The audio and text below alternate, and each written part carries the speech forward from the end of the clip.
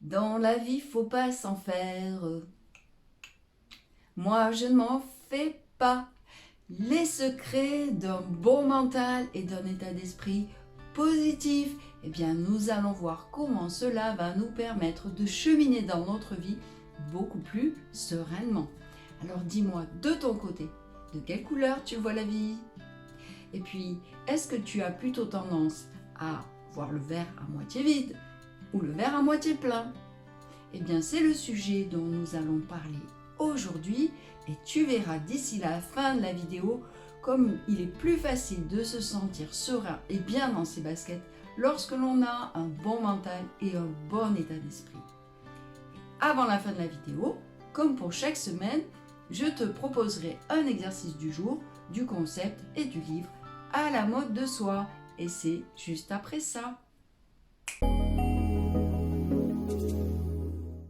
Alors aujourd'hui, exceptionnellement, je me trouve du côté de Perpignan où la tramontane frappe beaucoup. Donc il y a un vent de tasse de fou. Bon, vous allez entendre le souffle.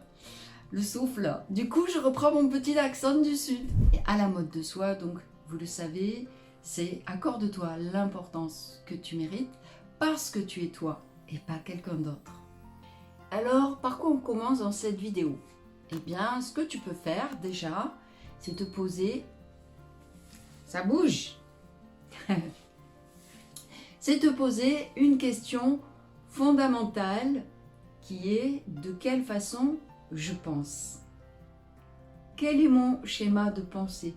Est-ce que j'ai plutôt tendance à focaliser sur ce qui n'est pas avantageux ou au contraire, eh bien, je vais toujours chercher à positiver les expériences que je vis même quand elles ne semblent pas très favorables?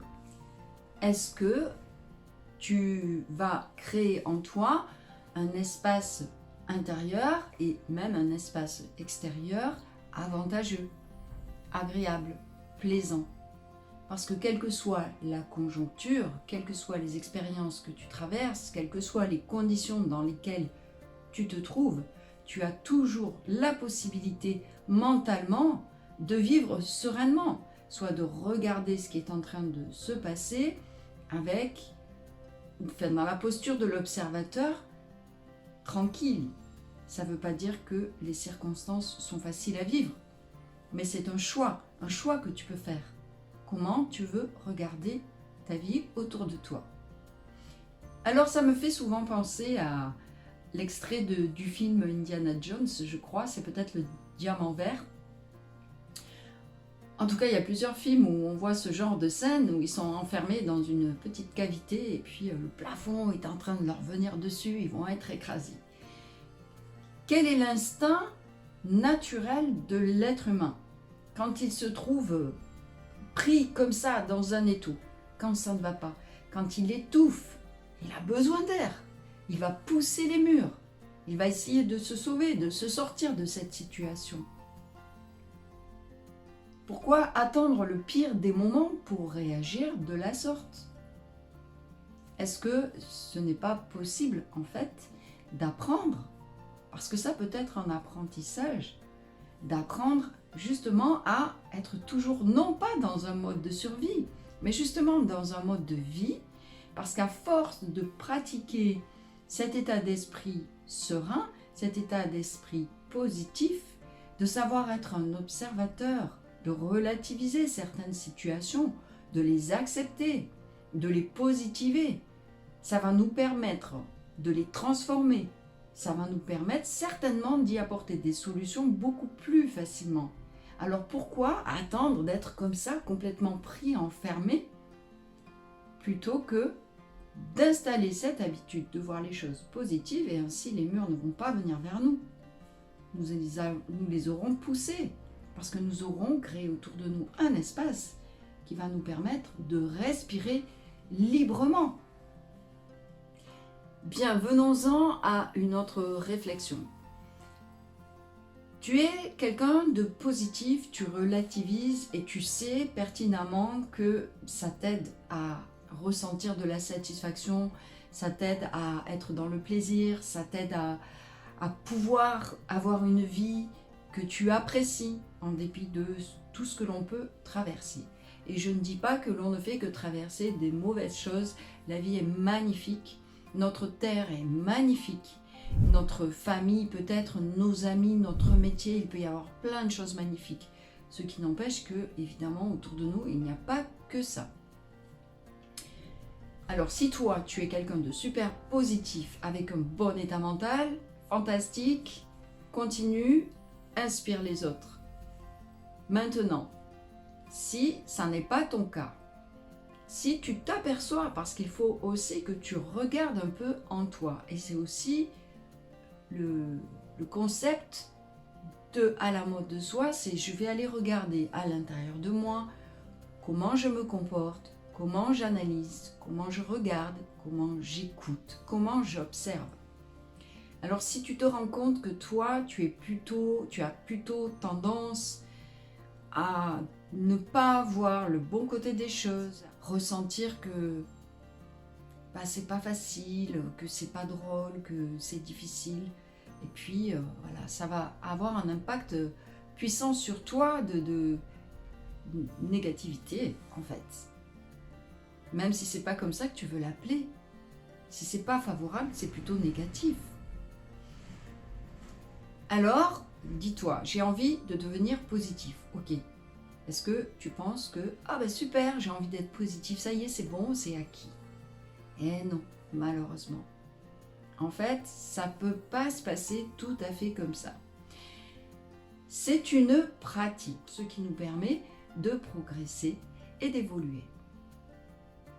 Alors, comment tu réagis quand tu vis une expérience qui n'est pas agréable à vivre, quelque chose de banal? Voyons voir, tu vas au magasin, tu t'achètes une paire de baskets blanches dont tu rêvais depuis longtemps, il ne fait pas beau, tu sors et boum, tu mets ton pied dans une flaque boueuse.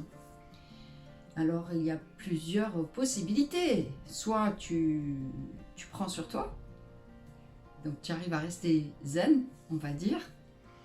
Soit tu vas te mettre en colère, tu vas râler, ça semble totalement légitime. Ou alors, tu vas être pris dans ton émotion, et là, c'est comme scratcher une allumette, tu prends feu en quelque sorte, et là, tu laisses exploser cette colère. Le souci, c'est que quand tu as du mal à gérer ton émotion, elle ne va pas jaillir que en toi. Elle va émaner à l'extérieur. Imagine, tu retires ta chaussure et tu fais quoi? Ah, j'en ai marre, et tu la balances. Et malheureusement, elle tombe sur quelqu'un qui n'y est pour rien. Bon, voilà, je raconte quelque chose qui semble peut-être dérisoire, mais en réalité, non, ce sont des choses qui nous arrivent tout le temps. Est-ce que tu ne t'es pas déjà dit, oh là là, mais dans quel état je me suis mis? Ça ne méritait pas de se mettre dans un tel état. Eh bien, ce qui est bien, déjà, c'est d'avoir cette conscience de comment tu réagis. Et tu peux alors fonctionner un petit peu en arrière et revoir la scène. Peut-être même tu peux la réenvisager et te dire, voilà, je vais la penser d'une autre manière. Je me vois, je rentre dans le magasin, je m'achète ma paire, je suis content, je la mets au pied tout de suite, je sors, je marche dans la boue, j'ai une chaussure blanche, une chaussure marron. Et là, tu te visualises en train de sourire en te disant, mais vraiment, pas de chance. Vraiment, c'est injuste. Vraiment, j'ai la poisse aujourd'hui. J'ai la poisse en ce moment. J'ai la poisse en ce moment, je veux dire là, à l'instant présent. Pas en ce moment, depuis des jours et pour les jours à venir. Tu vois, ça c'est légitime. Nous sommes des êtres avec des émotions. Il faut bien les vivre, ces émotions, et les laisser venir. Donc, ne pas les intérioriser, mais ne pas non plus les balancer à tout le monde. Avoir un bon état d'esprit, ça permet cela. Bon voilà, ce sont des exemples. En tous les cas, es-tu d'accord avec moi? Rester positif, avoir un bon mental, ça nous permet de faire face aux difficultés, de faire face aux échecs, de savoir gérer le stress. Et nous sommes alors plus enclins à atteindre nos objectifs et à aller de l'avant. Alors de ton côté, dis-moi un peu, est-ce que ce verre, ce fameux verre à moitié vide, à moitié plein, comment tu le vois? Je t'invite, si tu veux bien, à nous mettre en commentaire un plus ou un moins, qui dirait je suis plutôt du côté positif ou j'ai tendance à râloter peut-être un petit peu trop. Si je te demande à partir de maintenant, quel est ton choix? Est-ce que tu as envie de rester dans cet état-là ou est-ce que tu as envie de cultiver un bon état d'esprit et un mental fort et positif? J'ai du mal à croire que tu vas me dire « Ah non, franchement, non, moi, je suis, comment on dit là? Le schtroumpf-râleur. » Nous avons vu que cultiver un état mental fort et positif, c'est quelque chose qui se pratique.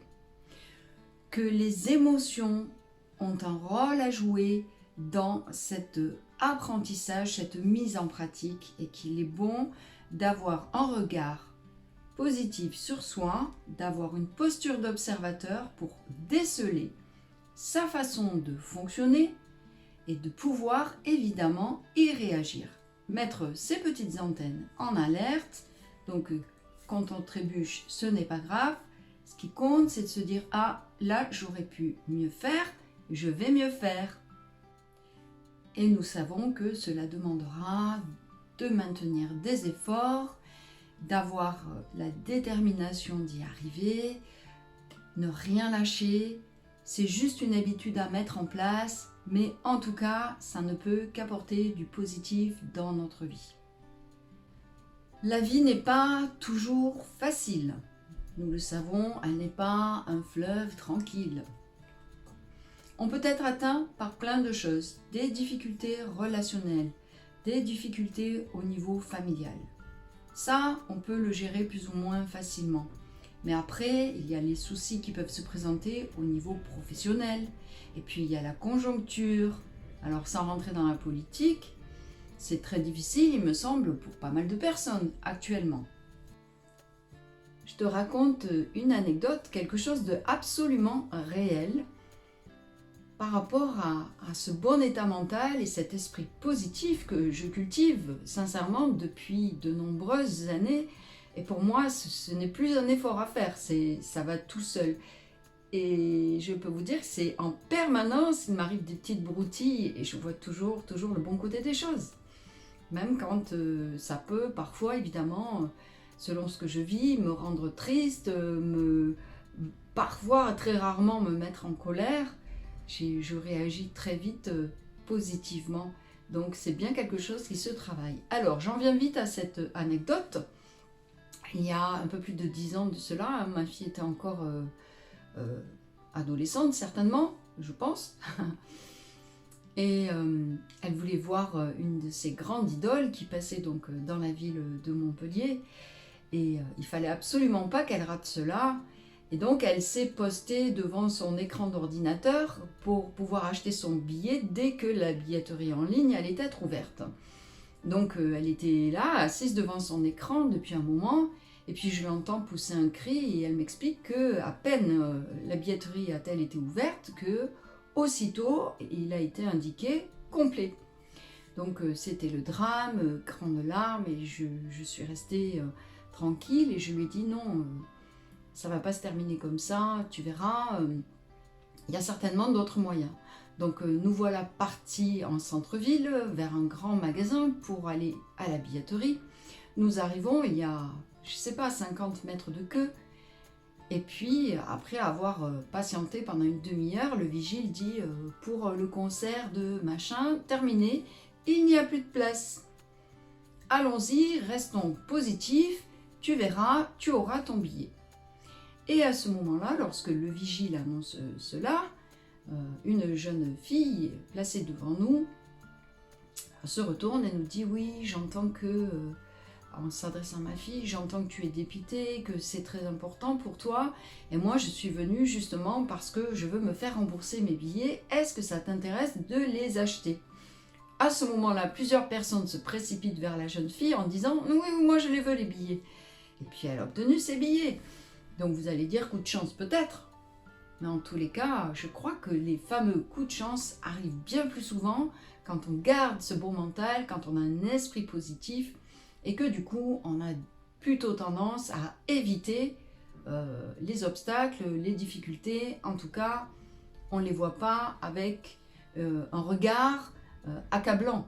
En fait, ça ne devient plus quelque chose d'accablant, ça peut être un challenge, ça peut être voilà, un obstacle à surmonter, ça peut être un nouvel apprentissage, une expérience enrichissante. Alors, qu'est-ce que l'on va faire de tout ce qui se passe autour de nous? Va-t-on fermer les yeux et être aveugle et se boucher les oreilles et ne plus considérer tout ce qui se passe qui est difficile? Non, ce n'est pas ce que je suis en train de dire. Par contre, cultiver son environnement, faire en sorte que notre vie soit le plus sereine à l'intérieur de nous pour commencer, ça va nous permettre d'extrapoler et de gérer notre quotidien en sachant faire face aux difficultés qui se présentent. Est-ce que on va pouvoir être dans plus d'échanges? Est-ce qu'on va être plus solidaire? La nature autour de nous nous offre tout. Il y a des moyens de vivre en ayant moins d'artifices, si je puis dire. Parce qu'il me semble que on oublie un peu les bases essentielles dans notre vie. On a vraiment tout à portée de main et on a un cœur émotif, solidaire, qui est fait aussi pour aller vers l'autre. Donc ce n'est pas tout ce qui se passe qui n'est pas agréable pour nous, qui n'est pas favorable, qui peut même nous enfoncer parfois, qui doit nous enterrer en quelque sorte.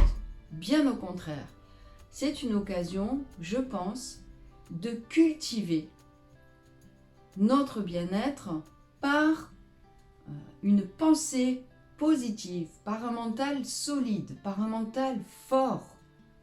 Dans la vie, tout est équilibre et c'est bon pour nous aussi d'amener notre équilibre entre notre monde intérieur et le monde extérieur. Pour vivre bien, vivons sereinement. Mais tout dépend du regard que nous portons sur ce qu'il y a à l'extérieur. Il y a des choses pour lesquelles nous ne pouvons point intervenir. Ce que nous pouvons faire, c'est agir sur nous-mêmes. Alors, je vais faire ma petite parenthèse donc pour revenir sur le livre À la mode de soi, que j'ai là d'ailleurs. Voilà, donc le livre À la mode de soi, tu vois, qui vient de sortir et que tu peux te procurer. Alors, je te mettrai le lien dessous. Donc, tu as des exercices, tu as des petits poèmes, tu as plein de suggestions à suivre. Et surtout, tu vois, quand tu as des exercices comme celui qui vient de passer là, tu peux demander donc tes PDF et ton e-book qui va te permettre de suivre ce que tu as à faire. Et donc, tu peux te procurer le livre, évidemment, mais tu peux aussi donc demander cet e-book et suivre les exercices pour les mettre en pratique. J'ai conçu le concept à la mode de soi et j'ai écrit le livre. Pourquoi? Mon chemin de vie qui a fait que je suis devenue coach de vie, musicothérapeute, formatrice et praticienne de la pédagogie de l'écoute. Alfred Tomatis. Nous méritons de nous sentir au mieux, nous méritons d'être heureux. Et si nous devons être dépendants de l'extérieur, nous sommes aussi avant tout dépendants de nous-mêmes. Qu'allons-nous faire de nous-mêmes? Eh bien, apportons-nous le meilleur. N'attendons pas qu'il nous tombe dessus. Cultivons-le. Travaillons-le si c'est nécessaire. Si c'est le mot qu'il faut utiliser, eh bien, ok. Vous préférez travailler pour rien ou pour quelque chose? Pour du mauvais ou pour quelque chose de bon? Et toi, dis-moi, qu'est-ce que tu préfères? Et puis, tu sais, retiens bien une chose. Les pensées positives, un état mental fort et un bon état d'esprit, eh bien ça donne de l'énergie et de la bonne énergie. Une attitude positive va nous permettre de créer des relations harmonieuses avec les autres. Ça nous permet de réaliser un environnement propice à de nouvelles relations enrichissantes. Sur le plan de la résilience, avoir un état d'esprit positif, un bon mental, ça nous aide à faire face aux difficultés de la vie. Ça nous aide à prendre les choses avec plus de sérénité, plus de calme, à relativiser. Ça te fait voir le bon côté des choses et ça te confère de l'assurance. Cultiver un bon état d'esprit, ça va nous apporter une amélioration au niveau de notre santé physique et psychique. Ça va nous permettre de réduire le stress, de faire face à l'anxiété, voire d'éradiquer un état dépressif. Ça va nous aider à aller de l'avant plus facilement, à atteindre nos objectifs et aussi à être de bons créateurs, créer et réaliser nos vies à nos mesures. Et puis si moi je parviens à créer un environnement propice et que je rayonne la satisfaction et la joie, je dis je en parlant de nous tous, eh bien ce rayonnement va finir par atteindre le rayonnement d'une autre personne. Et tous ensemble, nous allons créer quelque chose de très harmonieux. Venons-en à comment cultiver un état d'esprit positif, un mental fort et dynamique. Pratiquer la gratitude. Prends le temps chaque jour de voir pourquoi tu es reconnaissant. Ça peut être le matin au réveil. Tu peux être content parce que tu as passé une bonne nuit. D'ailleurs, c'est certainement le cas. Tu dois ressentir ce contentement quand tu as bien dormi. Est-ce que tu penses à être reconnaissant? Ça va dire ouais, merci. Merci la vie, j'ai bien dormi. Merci à mon corps d'être reposé. Et à la fin d'une journée, tu peux également voir qu'est-ce que tu as vécu de sympa aujourd'hui. Une petite chose. Est-ce que tu connais le truc des post-it? Tu vas marquer sur un post-it quelque chose, un événement qui t'a plu aujourd'hui. Par exemple, eh bien un tel t'a dit bonjour alors que d'habitude il ne te voit pas. Alors tu marques, un tel m'a dit bonjour. Hop, tu le scotches quelque part dans ta maison. Un post-it sur je sais pas moi, ton frigo. Tu vas le voir, ça va te donner le sourire encore.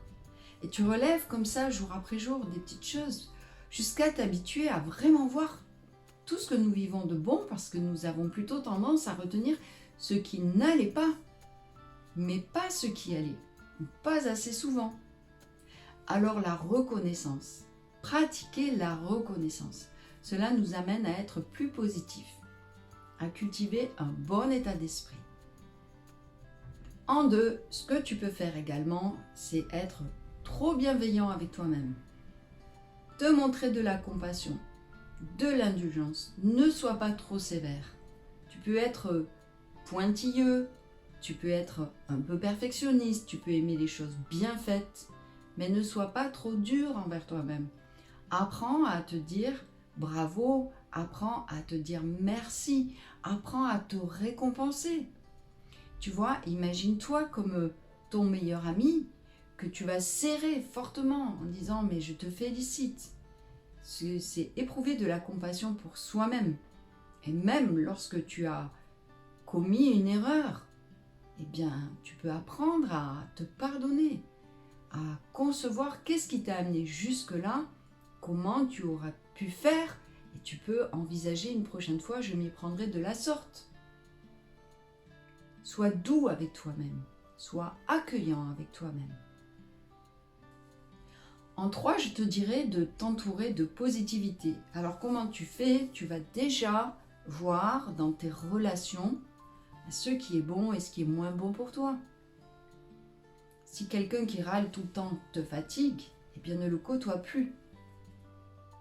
Si quelqu'un te fait trop de critiques qui ne t'aident pas à te construire, qui ne t'aident pas à t'avancer, eh bien essaye d'aller vers des personnes qui, elles, vont t'animer, vont t'encourager.